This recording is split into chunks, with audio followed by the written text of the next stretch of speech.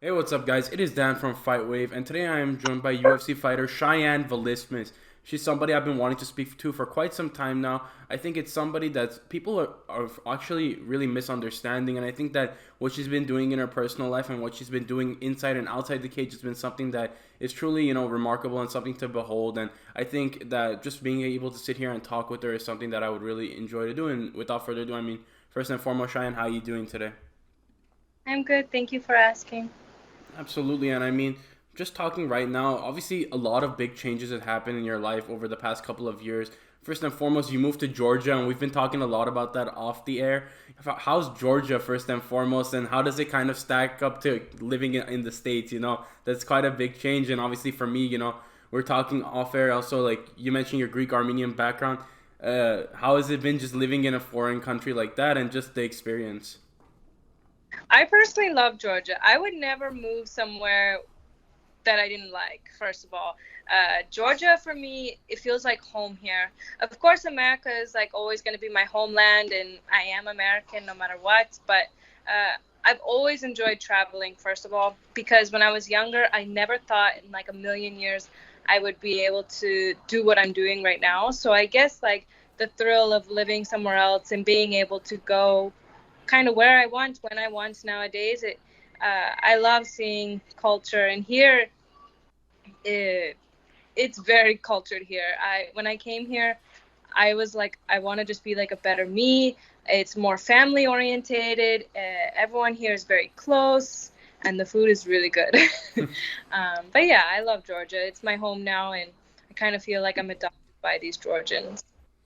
No, yeah, absolutely. And you talk about just the overall vibe and atmosphere. I feel like that's something that you get really different when you move more towards the east, I guess, for lack of a better word. Like culturally, it's just a very different environment. And then seeing just like the ability to travel, I feel like is more or I guess more or less restrictive. Like you don't have as much restrictions when you're in that side of the world. You can really the beauty of it is you can really just go anywhere, and I feel like that's kind of paid dividends for you as a fighter because being able to go anywhere and really train. You just had a trip to Thailand recently, stuff like that.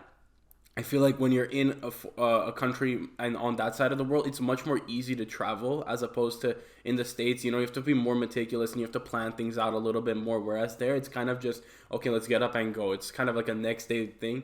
So kind of just obviously talk to us about how this has impacted your training, just what kind of adjustments and how has it improved your training regimen as a fighter? Well, the training here is no bad. It's actually really good. Georgia's really known for its wrestling, but personally, I think it's more known for its boxing here. The boxing training I get is like really good here, and of course, the wrestlers also are very good. The only problem here is in compared to Vegas. I can't even say problem here, but compared to Vegas, is there's so many higher levels there than here, and that's the only difference. But honestly, these guys here, there's some guys that are way below me, beating me up some days, and I don't even want to say that because it's quite embarrassing. Some days I'm like, oh, this guy's been training only a few years, but here what I love, no matter not just Georgia, but every country I've traveled to, that isn't so privileged. These kids, they train with a lot of heart here because they don't get opportunities like most Americans do. So here, a lot of these kids, if they lived in just in America, would have a lot of opportunities. But personally, I get really good training here. It's really no problem for me. I could do a full camp here, no problem, but I won't leave my coach out in Vegas. Leaving him like to move overseas, I told him, I was like, don't worry, I'll always come to you for training camp and I'll stay a few months. And no problem. But Vegas was never my home to live forever. Of course, it was my home. It raised me in the fight industry, but as far as living and wanting to grow a family there, it just wasn't for me. And I finally feel like I found my home. And yeah, I'm here. I don't plan to leave I don't even think about leaving. So, but yeah. No, yeah, definitely. And that's kind of something I wanted to touch on. Obviously, I think that there's been a lot of kind of misconstrued information and a lot of misunderstanding on your end because I feel like as fight fans, I think that they invest a little bit too much into the fighters sometimes, and I think that for you, I think honestly, you and obviously other fighters have gotten the short end of the stick in terms of, harassment and all these other things. But I think when it comes down to decision making and stuff, it's truly unbelievable what fighters are able to accomplish. And I think that having that intuition to move across the world, I mean, that's a pretty hefty decision. And being able to move across the world to another country, say that you found comfort in it and found your home and you're comfortable. Obviously, comfort is king. You don't want to, if you're not comfortable, you can't fight at the highest level. So, what kind of prompted the move? You've mentioned Vegas not feeling like a home, but what kind of prompted just, I guess, the change in scenery above all else? Well, 2021 and like half of 2022, I went through a lot of personal things. But yeah, I don't know. There was a lot of factors that made my move come here. But, once you kind of go somewhere and you feel at peace, you kind of want to make it your home. And here I felt at peace. I kind of needed to get away from Vegas for a little bit. I love Vegas and it will always be like a home to me. But there was a lot of factors, and honestly, I'm much happier not living in Vegas. The only thing is, of course, I miss my friends, but I made new friends here. And I always used to say, like, you're not a tree. There's so much knowledge in this world. You're not meant to stay in one place. And there's so much knowledge everywhere. I went to Thailand and I learned so much. I've been to many places and I've learned many things from many people, and it's what I like doing here. I live 20 minutes away from Turkey. I live like border from Armenia, and which I am Armenian, and my father left me as a child, and I am Greek and Armenian, and I never got to learn that culture. So being near this side of the world, I get to see this other cultures, and especially the cultures that I am in. It's really nice, but many factors made my move here, but now I'm here to stay. I get to travel more. I'm saving my money. I'm living a good life outside of fighting. And in Vegas, I only lived for fighting. I didn't know what it was like to have, even not in Vegas, even from Florida, because I am born and raised in Tampa, Florida. All I've ever known my whole life is, Maya, stop. All I've ever known is fighting. All I've ever known was training. I never knew how to live a life outside of fighting, if that makes sense. And here I get to have that, and it's really nice to feel happiness to go home and like look forward to something else besides just training, which I always love training, and fighting is always going to be my first love, of course. But I'm 27, I'm almost 28 this year, and I'm getting close to 30, and if one day you wake up and it's like, what do I have besides fighting? And that, think of that, it hits me hard, because it's like, if I lose fighting, I lose everything. I have nothing else besides fighting, and I really need to start making a life outside of fighting, and that's what I'm busy working on right now. Like, I'm busy working on other things myself. Like, I'm trying to make a cookbook because I love cooking. I'm trying to go to cooking classes here. I'm trying to learn other foods. I'm trying to learn other things besides fighting, and I didn't even realize how invested I was in the fighting. And yeah, fighting has consumed my whole life, and I've been here for about 1.5 years now, and the amount of knowledge I've learned from other things of just fighting is just quite crazy to myself, and I'm just really happy here. And I feel like for myself, I feel like I'm at peace, and I get to grow as a human being and as a woman. No, yeah, absolutely. And I love the answer, Cheyanne. I mean, thank you first and foremost for just opening up. I feel like that's something that we don't, as people who talk to fighters, we don't really get enough of. But I really do appreciate you opening up first and foremost. And I think that what you said it holds true for everyone. I think that fighters, they oftentimes feel like robots. They feel like fighting consumes every aspect of their life, and I feel like it couldn't be further from the case, because you guys are human beings first and foremost. I mean, nothing is bigger than you guys just being able to enjoy your lifestyle, and I think that as fighters, it's such a small window for fighting, and the way that it consumes your entire life. I love that you've kind of taken that control of the narrative, and you've kind of taken control of your life, and you've almost said, okay, I'm a fighter, but I'm also other things above all else. and I want to be able to learn new things. I want to be able to enjoy parts of my life before it becomes too late. You know, there are some fighters that all they do is fight, fight, fight, fight, fight, and sooner or later they're 35, 36, 37, and that time for doing new things and that window is almost closing. And I guess Yeah. you kind of you delved into it. Obviously, the time from 2021 to now was a very difficult time for you, and I feel like it's almost nobody's place to ask that what happened. But I want to ask you just more of just a general wellness question. I know obviously people ask how you doing, how's Cheyanne the fighter, but how is Cheyanne the person? How is Cheyanne Vlismas as a person? You know, how have you grown from then to now, and how do you feel like just if you had to give yourself advice then from the person you are now, because the growth is unbelievable. I mean, I'm from the outside looking in, you're a whole new person. You've grown so much as a fighter, and we've seen the improvement show in your fighting, you know, taking control of your fights, fighting your fight, and just everything has kind of improved for the better, and you look a lot better since then. Just obviously, what's some advice you would give to maybe 2021 Cheyanne as opposed to, you know, the Cheyanne you are now? Wow, thank you for saying that first. And second of all, 2021 and 2022 was very hard for me. I mean, one day, my life just everyone switched on me. Everyone was putting me down.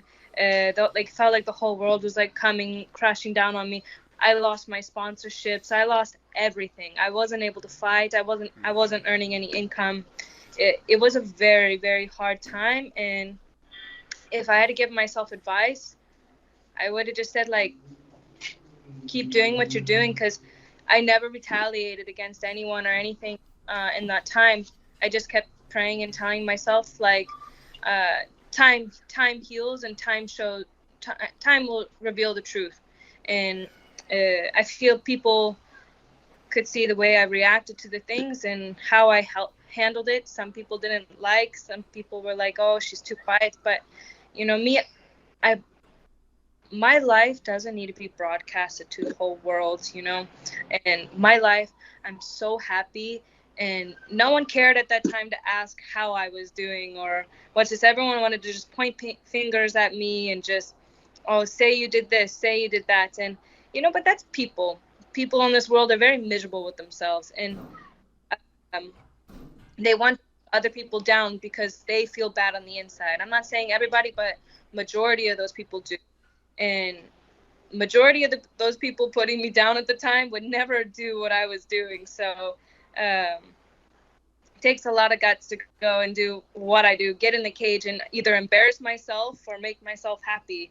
And yeah, so it was a very difficult time. I'm very proud of how I reacted, and I had a lot of support from people that do love me. And yeah, things happen in life, but it blew over finally, and I'm living my life the way I want to live it. And if I have to give any advice to anybody, don't listen to anybody and just do whatever you want to do and whatever makes you happy.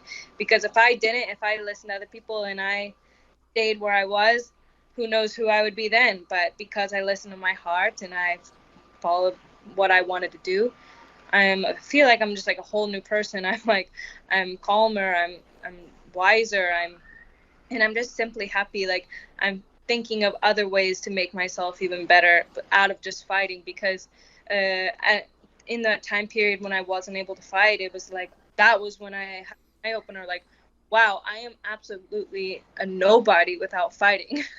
And it was really hard to accept that. But I've been training martial arts since I was 4 years old, so of course it was the only thing I've ever known. But I even dropped out of school to fight, so it was like, but now I do my other hobbies that I enjoy, which I really enjoy cooking, and I really enjoy animals, and I'm even considering going to school here to learn about taking care of animals. Not that it's set in stone, but it's something I'm considering. I'm trying to work, like I said, on a cookbook, which is, by the way, extremely hard. And yeah, it was a difficult time, but I'm happy, and I feel like I'm thriving. No, yeah, absolutely. And I think that, looking at you, you look like a whole new improved person. And it's just I'm just so happy to see that you're doing better. You know, I think that a lot of thing that goes unnoticed in fighting is that people often think like, oh, people don't care about the fighters, but I want to show that we do care. And obviously, you mentioned the cookbook. I want to kind of touch into that a little bit. You mentioned we talked a lot of off air about like the cuisine, and obviously you mentioned your Greek Armenian background. Have you kind of explored that a little bit through the element of food? You know, looking at food. You know, obviously Turkish food. You know, Greek food. Very similar. I won't get into the argument for because I know I have Greek friends. They'll lose it or something. But go into the cookbook a little bit. Obviously, you mentioned it's very difficult to make a cookbook, but Very. you're in the food capital of the world. You know, I think Mediterranean, Middle Eastern, Caucasian food, some of the best in the Is the world. best food. Easily It's the the best. food. Talk about I that a I'm little. I love Mediterranean food, and as I'm writing my cookbook, I'm very like I'm doing this with no help. My cookbook, it's very I should be better at it. I do it on my free time, but right now I currently have all my recipes that I want to do, and when I look at my recipes, what I did is I took recipes from like countries I've been to, I've learned, and also I'm taking recipes from my family that I've learned from young to now, and I've made them my own. So like even in my cookbook, I have like my aunt's this, my mother's this, my friend's this, my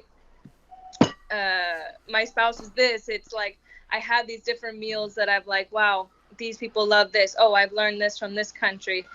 But here I'm learning so many new foods, and I think that's kind of like why like I'm not even like rushing my cookbook, because I'm learning so much here.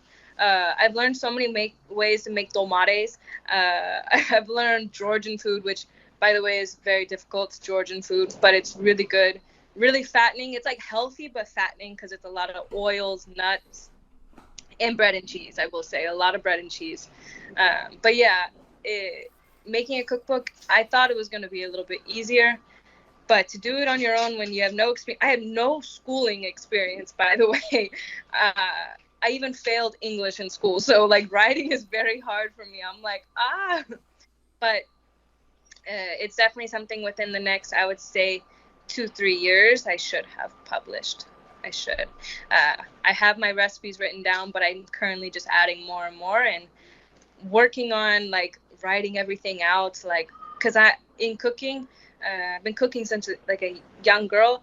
I measure everything with my eyes, so I never measure anything out by like tablespoons, cups, and wow, it is very difficult. You have to make all these recipes to perfection. You know, when you go and you read a cookbook and you're like, oh, it looks kind of easy, but the details that go into it, it's very hard, very time consuming to even write down my recipes. When I started like writing, like when I was telling someone, I was like, oh, I would love to write a cookbook. He encouraged me to start, and then I was like, okay, let me start. What do I start with? And then I was like, okay, what do I know to cook? And then it's like, honestly, using your brain. If you, I feel like every fighter can relate to this. Once you start using your brain, besides like fighting and using your brain, it's way more tiring than going in the cage for 15 minutes. And yeah, I'm having a little bit of difficult time, but it's coming along slowly but surely. No, yeah, I mean, I like you mentioned. I usually whenever I'm cooking or something, I'm always just throwing stuff in. I'm not really measuring it, but to have that It's intricacy of difficult. like a cup or like a quart or like a teaspoon, tablespoon, like that kind of intuition. It's like it takes me back to like middle school cooking where I was like, okay, I had to write down the entire recipe. It's very hard because I don't measure nothing. Even these recipes I'm learning, they don't teach me cups or teaspoons. These ladies, they're just like, they're so old school. They're like, it looks about right. You add this. And I'm like, okay. I'm like, okay, how much is that? What cups is that? It's very difficult, but I will get it. But it just needs time. No, It's a yeah, lot harder than I was gonna say the like, easiest was making the head title. That was about the easiest thing. But besides that, wow. do we I have a salute title all. for it? Huh? I was like, do we have a title for the cookbook? Yeah, I have a couple, but I haven't like picked, but I have like 2 or 3 names that I like, but No, yeah, I won't pick yet. I was gonna say like the Georgian grandmas are like very sim. I imagine very similar to the Armenian grandmas, where everything's just like Very similar. Very, they just throw it very in. similar. Yeah, everything Love is is like. full. This side of the world, they love feeding everybody. And you can't say no. You just, I think you understand. You just can't say no to their food. I'm not gonna lie, I gained a little bit of weight over here when I'm not in fight camp. In fight camp, I'm very strict, but not in fight camp. I have to stay home because if I go other places, these people just want to feed you so much. No, yeah, definitely, and I mean, obviously, Cheyenne, you know, it's been amazing just to see everything in transpire. I mean, cookbook is a pretty significant thing. Hopefully, we can see the cookbook come out. I'll be one of the first people to buy a copy. I want to ask you, I guess, one more question, and I guess this might be the inner Floridian of you coming out, but if you had to stack the beaches up in Georgia compared to Florida, which one would you take? Beaches. This is not a beach here. This is not a beach here. Florida beaches are the best, hands down. My home, Florida, has some of the best beaches. But I will say, Georgia in general is more beautiful than Florida. But the beach here, it's like the Pebble Beach. Hmm. It's not my cup of tea, but I will say there's no sharks here because the Black Sea has no sharks. So that is really nice. Florida, there's many sharks. But here I can take my dog paddle boarding far out into the sea. It's no problem. But as far as the beach here, it's not a beach, but it is beautiful. No, yeah, definitely. And obviously, Cheyenne, thank you so much for your time. I guess one final question is when can we expect to see you fighting again? You know, you fought Yeah. last in December, unsuccessful, but I imagine you're looking for a quick return back into the octagon. Is there any time we can expect you back? Uh, Whenever Mick lets me know, that's the best I can say. And I would love to fight a striker next. I'm tired of getting these wrestlers holding me down. But whenever Mick lets me know, I always say yes. Awesome, and honestly, thank you so much for your time, Cheyenne. It's been an honor to sit down and speak with you. And I mean, for the fans at home watching, I want to be linking Cheyenne's social medias in the description down below. You do be sure to go check out her social medias. I think that she posts a lot of amazing, travel content when she's not training. I think that it's just a lot of good stuff, and it's important to keep up with the fighters whenever they're not fighting. I think that that's something that's kind of been highlighted through this episode. Is they're not just robots; they're human beings above all else, and you guys should be sure to go check out what Cheyenne is doing outside of the octagon. It's been me, Dan from Dapper Media, guys, or not Dapper Media. Oh my God, I need to. I keep saying because I changed the name. FightWave. It's been Dan from FightWave signing out, guys. You guys have a great rest of your day.